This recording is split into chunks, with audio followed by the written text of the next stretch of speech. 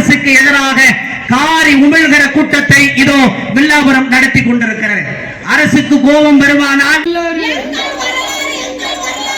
British பீரங்கில் இருக்கு பாரு உங்கள் வரலாறு, உங்கள் வரலாறு. பிரிட்டிஷ் ஷூவில் இருக்கு பாரு வக்பு சொத்துக்களை, வக்பு சொத்துக்களை. கார்பரேட்களுக்கு தாரை வார்த்த தடுத்து நிறுத்துவோம், தடுத்து நிறுத்துவோம், அஞ்ச மாட்டோம். பாரதிய ஜனதா கட்சியின் அரசின் வக்பு திருத்த சட்டத்தை திரும்ப பெற கோரி மாபெரும் கண்டன ஆர்ப்பாட்டம் இங்கு நடந்து கொண்டிருக்கிறது. மாபெரும் கண்டன ஆர்ப்பாட்டத்திற்கு வந்திருந்த அனைத்து இஸ்லாமிய சகோதரர்களுக்கும் அனைத்து ஜமாத்தார்களுக்கும் முதற்கண் நன்றி கலந்த வணக்கத்தை தெரிவித்துக் கொண்டு, வரலாறு எங்கள் வரலாறு, பிரிட்டிஷ் பீரங்கில் இருக்கு பாரு எங்கள் வரலாறு, எங்கள் வரலாறு.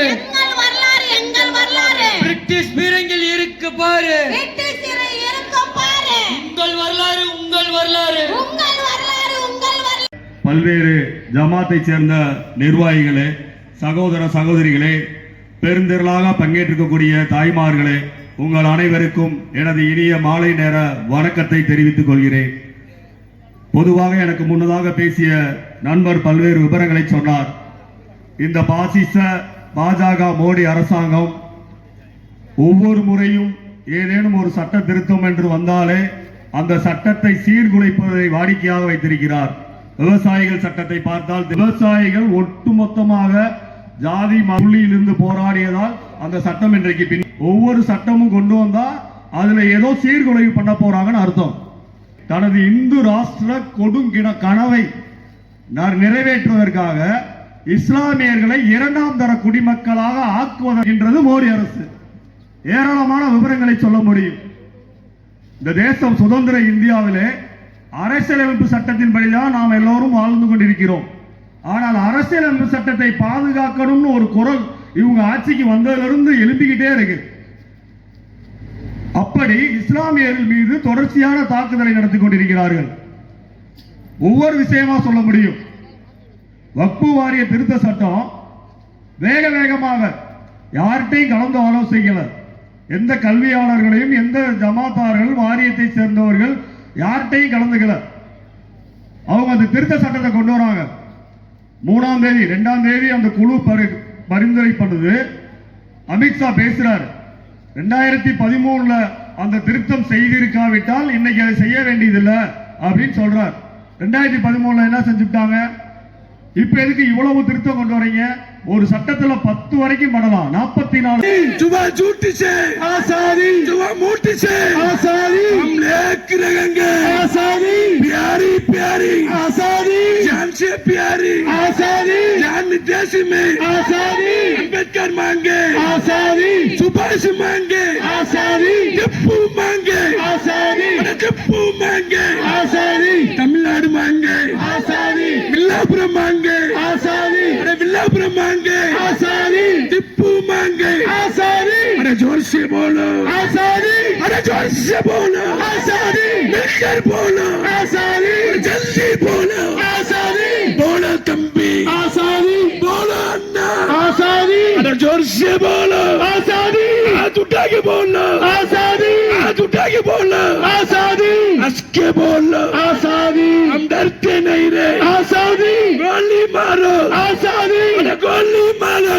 आजादी, अरे डरते नहीं रे आजादी, मांगो मांगो आजादी, मांगो मांगो आजादी, मांगो मांगो आजादी, बोल बोल बोल. अस्सलाम वालेकुम. இந்த கடும் வெயிலிலும் இவ்வளவு பேர் திரண்டு ஒரு அநியாய சட்டத்தை அழித்து ஒழிப்பதற்காக கூடியிருக்கிறார்கள் என்றால், தயவு செய்து இதை வேடிக்கை பார்த்து கொண்டிருக்கக்கூடிய இதர பொதுமக்களுக்கும் எனது அன்பான வேண்டுகோள், ஒரு பெரிய அநீதி நடக்காமல் இருந்திருந்தால் இவ்வளவு பேர் இவ்வளவு ஆவேசமாக கூடுவார்களா? என்று தயவு செய்து எண்ணி பாருங்கள். இதர மதத்தவரை, ஆனால் அனைவரும் இந்தியரை நான் முதற்கண் கேட்டுக்கொள்கிறேன். என்ன அநீதி இங்கே தமிழ்நாட்டு மக்களுக்கு? இப்ப எல்லாருக்கும் நல்லா தெரியும், இந்த நீட் விலக்கு மசோதா என்கிற ஒன்றை இன்றைக்கு ஒன்றிய பாஜக அரசு ஒவ்வொரு முறையும் ஏதாவது ஒரு சட்ட திருத்த மசோதா என்று கொண்டு வந்து அந்த சட்டத்தில் இருக்கக்கூடிய நல்ல விஷயங்களை எல்லாம் சீர்குலைக்கின்ற வேலையை தொடர்ச்சியாக, அது வேளாண் சட்ட திருத்த மசோதாவாக இருந்தாலும் சரி, பல்வேறு உதாரணங்களை சொல்ல முடியும். அப்படி இன்றைக்கு தனது இந்து ராஷ்டிரத்தை அமுல்படுத்துவதற்காக இஸ்லாமியர்களை இரண்டாம் தர குடிமக்களாக ஆக்குவதன் நோக்கம்தான் இந்த வக்பு வாரிய திருத்த சட்டம் என்பது. இதுல சொல்லக்கூடிய விஷயங்கள்ல ரொம்ப ரொம்ப யோசிக்க வேண்டியது என்னன்னா, ஒரு 100 வருஷம் 200 வருஷத்துக்கு முன்னாடி இருக்கிற சொத்துக்களுக்கு உரிய ஆவணங்கள் இருக்காது. அப்ப பயனர்கள் யூசர்ஸ் தான் இருப்பாங்க.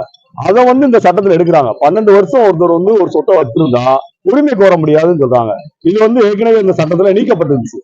அது மாதிரி பல்வேறு விஷயங்கள். 2 பேர் இஸ்லாமியர் அல்லாதோர் இதுல இருக்கலாம் அப்படின்னு சொல்றாங்க.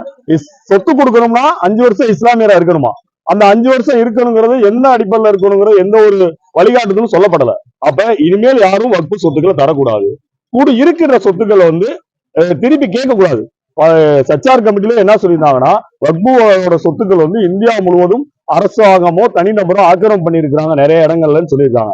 அது எப்படி ஆக்கிரமம் பண்றாங்கன்னா, காலம் காலமாக பரம்பரையாக அரசு காலத்து, அதாவது பேரரசு காலத்திலிருந்து முலாய மன்னர் காலத்துல கொடுத்த சொத்துக்களோட இருக்கும். அதுக்கு முறையான ஆவணங்கள் இருக்காது. அப்ப அனுபவம்னா அதெல்லாம் காலி பண்ணுது. வச்சிருக்கவங்களுக்கு இல்ல. அதே மாதிரி 12 வருஷங்கள் ஒருத்தர் வச்சிருந்தாங்கன்னா அவங்க கேட்க முடியாது. லிமிடேஷன் ஆக்ட் திருப்பி சேர்த்துட்டாங்க. அதே மாதிரி யாரும் சொத்து கொடுக்க முடியாது. இருக்கிறத பறிக்கிறது, இனிமேல் தர்றதை இப்படி கொண்டு இதுல என்னன்னா ஏதோ சொத்து மட்டும் கிடையாது. சும்மாவே பல வட மாநிலங்கள்ல பாஜக அரசு ஒவ்வொரு மசூதியா தோண்டி இங்க கோயில் இருந்துச்சுன்னு சொல்லி ஒவ்வொரு இடமா போயிட்டு இருக்காங்க. ஆனா இது என்னன்னா ஒரே சட்டம். அந்த சட்டத்தை போட்டாங்கன்னா அந்த சொத்தே வக்புக்கு சம்பந்தம் இல்லாத சொத்து ஆகி போச்சுன்னா அங்க இருக்கிற மசூதி, அங்க இருக்க அடக்கஸ்தலம் எல்லாமே கேள்விக்குறியாயிரும். இதன் மூலமா நாடு முழுவதும் இஸ்லாமியர்களை ஒட்டுமொத்தமாக நிராயுத பாணியாக நிறுத்துவது. ஏன்னா பொருளாதாரம் ரொம்ப ரொம்ப முக்கியம். ஒரு சமூகத்தை இப்ப நாடு முழுவதும் ஒரு 8 லட்சம் வக்பு வாரிய சொத்துக்கள் இருக்குன்னா அதன் மூலமா வரக்கூடிய வருமானத்தை வச்சு அது இயங்கிட்டு இருக்கு. அதை பூரா கேள்விக்குறியாக்கிட்டாங்கன்னா அவங்க இயக்கமே சிக்கலாயிரும். அப்போ அந்த மக்களை அந்த சட்டத்தின் மூலமாக சொத்துக்களை பறிப்பது, இனிமேல் யாரும் தரவிடாமல் தடுப்பது, ஏற்கனவே ஆக்கிரமிப்பு செய்தவர்களை ஆக்கிரமிப்பாளர்களை நீடிக்க வைப்பது, இப்படி அந்த சட்டம் என்பது முழுக்க முழுக்க இஸ்லாமியர்களுக்கு விரோதமான சட்டம். இந்த சட்டம் 1913 பிரிட்டிஷ் உருவாக்குனது வக்பு வாரியம்ங்கிறது. அதுக்கப்புறம் நேரு 1954 வக்பு வாரிய சட்டம் கொண்டாரு. திருப்பி 95 ஒரு சட்டம் ஒண்ணு போட்டாங்க. 2013 திருத்துறாங்க. ஆனா இப்ப கொண்டு வந்த சட்டங்கிறது வேகமாக யார்கிட்டையும் கலந்து ஆலோசிக்கல. கல்வியாளருடைய வக்பு வாரியத்திலேயோ யார்கிட்டையுமே கேட்காம ஒரு அந்த பாசிச நடவடிக்கை சொன்னோம்ல, அதை இதுல அமுல்படுத்தி இருக்கிறாங்க. தொடர்ச்சியாக குறிவைத்து இஸ்லாமியர்களை ஒவ்வொரு விஷயத்திலும் தாக்குதல் நடத்துகின்ற வேலையை பாஜக அரசு செஞ்சுக்கிட்டு இருக்காங்க. 3ஆம் தேதி சொல்றாங்க, 4ஆம் தேதி 3ஆம் தேதி மக்களவை, 4ஆம் தேதி மாநிலங்களவை, 5ஆம் தேதி குடியரசு. இது மக்களை திரட்டி போராடுகிறதன் மூலமாகத்தான் இதை தடுக்க முடியும். ஒரு பேரெழுச்சியாக நாடு முழுவதும் மக்கள் போராட வேண்டும். மாவட்ட ஆட்சித்தலைவர்கிட்ட அதிகாரம் கொடுத்திருக்கிறாங்க. இனிமேல் எதுவா இருந்தாலும் அவங்க தான் முடிவு பண்ணுவாங்க. மாவட்ட நிர்வாகம் முடிவு பண்ணா, பாஜக ஆளுகின்ற மாநிலத்துல மாவட்ட நிர்வாகம் எப்படி இருக்கும்? யாரு போய் அங்க போய் கேள்வி கேட்க முடியும்? இவங்க உரிமை முழுவதும் பறிக்கப்படுகிறது. காலமாக இஸ்லாமியர்களை குறிவைத்து தாக்குகின்ற வேலையை மோடி அரசு செஞ்சுக்கிட்டு இருக்கிறதோடைய தொடர்ச்சி தான் குடியுரிமை திருத்த சட்ட மசோதா. அதோடைய தொடர்ச்சி தான் வக்பு வாரிய திருத்த சட்டம். அப்படி ஒன்னோட தொடர்பு படுத்தி தான் பார்க்கணும். இப்படி இவர்கள் மீது தாக்குதல். ஒரு ஜனநாயக குடியரசு என்பது அம்பேத்கர் சொல்லியிருக்காரு. சிறுபான்மையினரை பாதுகாக்கிற அரசு தான் ஜனநாயக குடியரசாக இருக்க முடியும் என்று சொல்லியிருக்கிறார். ஆனால் சிறுபான்மையினர் மீது குறிவைத்து தாக்குதல் நடத்துகின்ற இந்த அரசாங்கத்திற்கு மக்கள், இஸ்லாமியர் அல்லாதோர், இப்ப பெண்கள் விடுதலை சம்பந்தமா ஆண்களும் சேர்ந்து குரல் கொடுத்தார். அதே மாதிரி தலித் விடுதலை தலித் அல்லாதோரும் கொடுக்கணும். இஸ்லாமியர்களுக்கான இந்த கொடுமைக்கு இஸ்லாமியர் அல்லாதோரும் சேர்ந்து போராட்டத்தில் ஈடுபடுவார்கள். அந்த விஷயத்தை ஒட்டுமொத்த ஜனநாயக சக்திகளும் இடதுசாரிகளும் கம்யூனிஸ்டுகளும் சேர்ந்து இவர்களை பின்வாங்க செய்வோம் என்பதை கேட்டுக்கொள்கிறேன். நன்றி.